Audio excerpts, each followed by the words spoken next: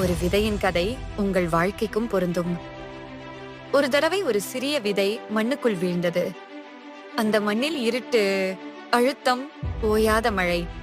அது கதறி கத்தியது, ஏன் என்னை இப்படி அடக்குறீங்க? ஆனா அந்த விதைக்கு தெரியவில்லை, அது மரமாக வேண்டுமானால் இந்த துன்பங்களை கடக்கணும். காலத்தோட அந்த விதை மெல்ல மெல்ல வேர்கள் விரிச்சது, மேல் நோக்கி ஒரு இலை துளிர்த்தது. இன்றைக்கு அது ஒரு பெரிய மரம், நிழலும் தருது, நன்மையும் செய்யுது. நம்ம வாழ்க்கையும் அந்த விதையை போலதான். தோல்விகள் வரலாம், பிரச்சனைகள் அடிக்கடி வரும். ஆனால் அவையெல்லாம் உங்கள் வளர்ச்சிக்கான அடித்தளம்.